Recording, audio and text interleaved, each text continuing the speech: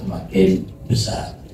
Dan tentu bagi para pengurus pejuang perwakafan yang sudah almarhum, mari sama-sama kita doakan mudah-mudahan beliau-beliau senantiasa mendapatkan kasih sayang dari Allah SWT, ampunan dari Allah SWT, dan dijadikan alam kuburnya sebagai rawdah min riyadil jannah.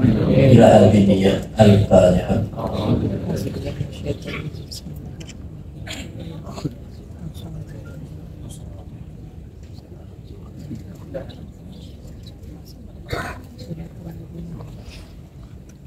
Yang sama-sama kita hormati, kita muliakan Pak Gubernur Riau sebagai gubernur yang mendapatkan penghargaan atas dedikasi beliau di dunia perwakafan. Tentu Pak Bupati Siak dan para penerima penghargaan yang lain, ada Pak Rektor, Wakil Rektor IPB, Rektor ITS, dan para dunia perbankan, dan cukup banyak. Hari ini kita ingin berbagi rasa terima kasih pada panjenengan semua. Bapak-bapak dari BI yang luar biasa ikut mengembangkan sistem perwakafan dari UJK, dari KNKS, dari Kementerian Keuangan, LKS BWU. Sekali lagi saya tidak bisa menyebut satu persatu, sekali panjenengan semua punya kontribusi yang luar biasa. Dan wabil khusus para penerima penghargaan hari ini dan ibu dan bapak sekalian dari pengurus BWI perwakilan baik yang di provinsi maupun kabupaten kota, dan tentu teman-teman BWI pusat dan hadirin sekalian yang saya cintai. Rasanya susah kalau kita tidak ikut di perwakafan. Alasannya tidak dapat. Jadi alasannya tidak dapat. Kenapa? Karena semua orang itu pasti mikir masa depan. Pasti. Nah, rumusnya, siapa saja yang tidak mau memikirkan masa depan, pada gilirannya tidak punya masa kini. Karena masa depan itu akan menjadi masa kini. Dan masa kini akan menjadi masa lalu. Dulu di sebagian komunitas kita masa depan itu hanya terbatas pada physical space. Tetapi sejak 20 tahun terakhir terutama sudah mulai merambah ke cyberspace karena ada teknologi digital, sehingga siapapun yang tidak mau merambah ke cyberspace dia akan ketinggalan. Dulu sekali orang masih bermain di real number, bilangan real. Jarang sekali orang bermain di bilangan imajiner. Tetapi pada saat orang memiliki gaya imajinasi yang kuat, maka orang pun juga mulai melirik tentang bilangan imajiner itu. Sehingga jadilah bilangan kompleks. Orang-orang tertentu lebih senang main di wilayah alam syahadah. Hanya orang-orang yang memiliki keimanan itu memikirkan tentang alam gaib. Jadi siapa saja yang tidak mau memikirkan cyberspace itu ekivalen dengan siapa saja yang tidak mau memikirkan tentang bilangan imajiner, dan siapa saja yang tidak mau memikirkan masa depan itu ekivalen tidak mau memikirkan tentang alam gaib itu. Oleh karena itu wakaf itu pada dasarnya adalah jembatan yang mengawinkan antara physical space dengan cyberspace, antara bilangan real dengan bilangan imajiner, antara alam syahadah dengan alam gaib. Sehingga siapapun sekali lagi yang tidak terlibat di dalam dunia perwakafan, kita doakan dan kita ajak semuanya terlibat, minimal memberikan dukungan supaya nanti pada saat di alam gaib mereka akan dapat tempat duduk seperti panjenengan semua. Kan kalau tidak, dia tidak punya tiket untuk masuk ke ruangan ini. Sekali lagi, atas nama PWI kami sangat berterima kasih kepada panjenengan semua yang ikut menghidupkan dunia perwakafan. Pak Wamen, mohon izin melaporkan sedikit saja. Jadi kalau kita cermati dengan baik, alhamdulillah panjenengan semua, teman-teman BI, teman-teman WJK, KNKS, Kementerian Keuangan, yang lain-lain, dan panjenengan semua itu insya Allah ada kesimpulan yang sama. Apa kesimpulannya? Sekarang kita menyongsong era baru perwakafan. Era baru perwakafan. Ada banyak tanda. Paling tidak saya nulis ada 20 tanda. Tapi hari ini saya tidak menyebutkan 20 tanda itu. Saya menyebutkan 3 tanda saja. Tanda yang pertama, sekarang ini yang berwakaf itu sudah lintas. Kalau dulu yang sering berwakaf adalah orang kaya atau cukup, tapi yang sudah tua, yang kira-kira bisa diprediksi tinggal berapa tahun lagi. Sekarang tidak.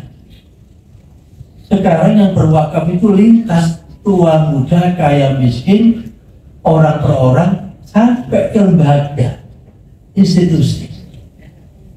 Alhamdulillah Pak Wamen, kami sampaikan hari ini kita memberikan 2 perguruan tinggi negeri. Saya kalau menyampaikan itu biasanya Bu Yuli agak tersinggung, karena yang berwakaf ini bukan perguruan tinggi Islam,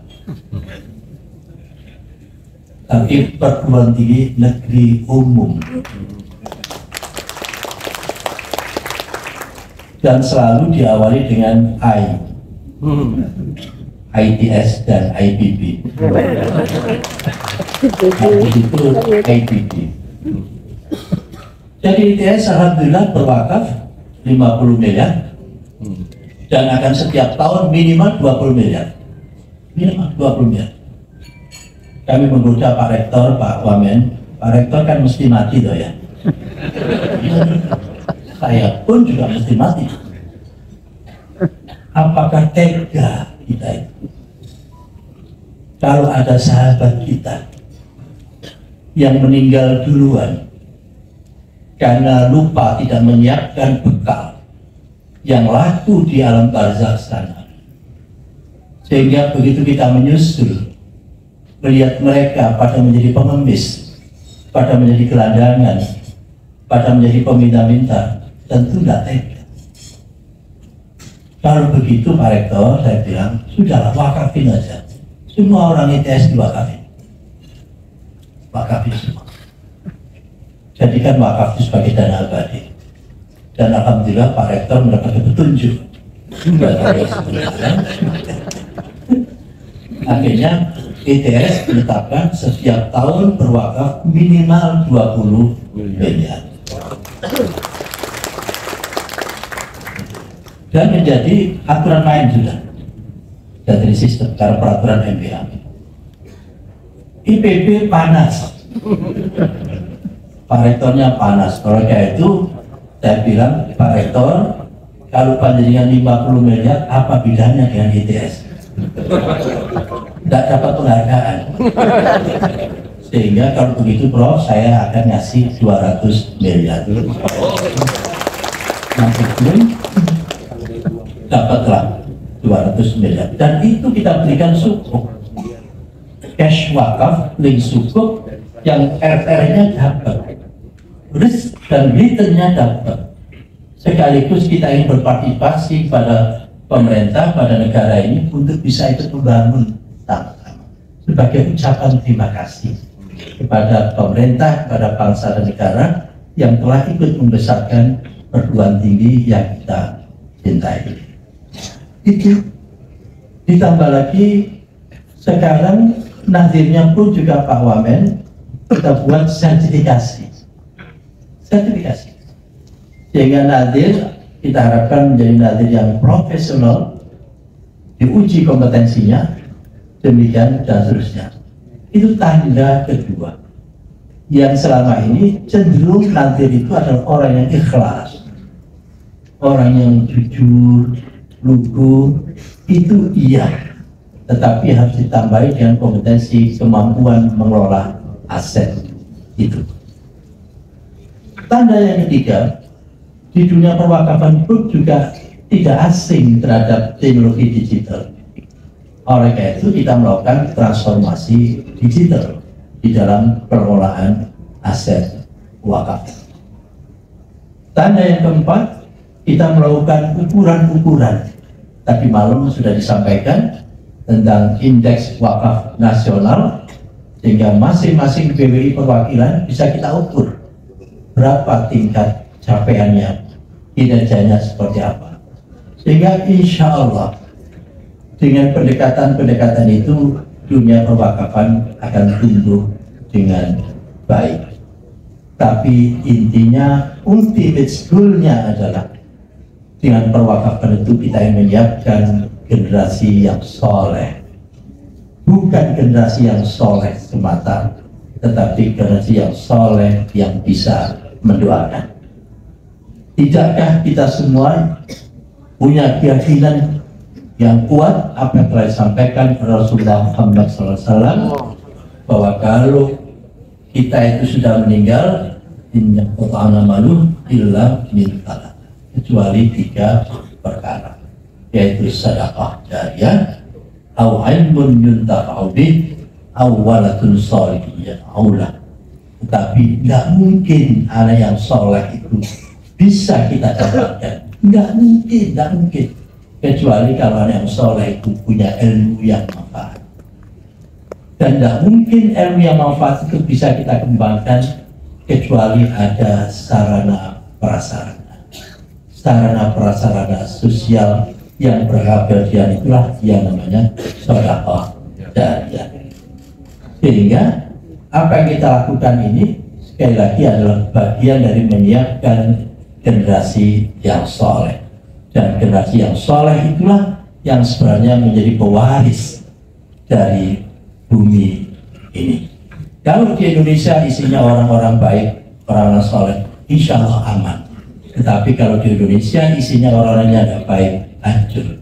Rumah tangga pun juga demikian hancur.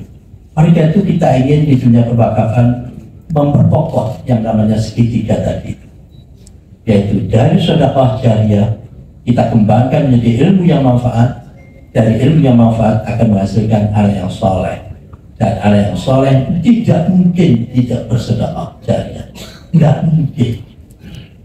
mungkin ada orang baik pelit, tidak mungkin, sama sekali tidak mungkin, tidak masuk akal. Oleh karena itu tesisnya kan yang sering kita dengar, as-sakhi, orang yang dermawan itu qaribun minallah, qaribun minal jannah, qaribun minan nas, ba'idun minan nar.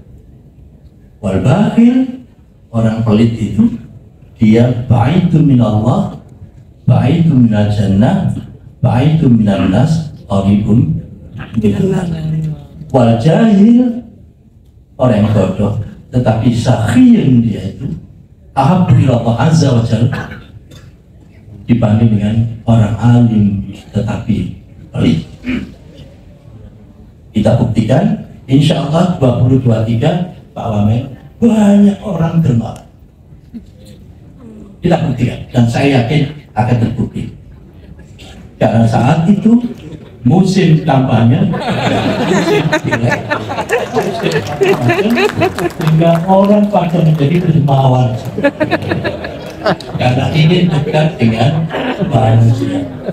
Sehingga bagi kita para pengelola wakaf tidak ada salahnya untuk memanfaatkan pasar malam saat orang sudah berderma itu. Demikian. sekali lagi atas nama PBI kami menyampaikan penghargaan matur sembah sangat kepada panjenengan semua. Ada teman-teman dari Basnas juga rawuh, matur sembah nuwun. Teman-teman nadir yang dari beragam daerah juga rawuh. Sekali lagi mohon maaf kalau hilaf, dan pada saatnya mohon Pak Wamen berkenan untuk memberikan arahan sekaligus membuka rakornas ini. Terima kasih. Mudah-mudahan apa yang kita lakukan menjadi bagian dari amal kebajikan semua. Bila itu hidayah. Assalamualaikum warahmatullahi wabarakatuh. Waalaikumsalam.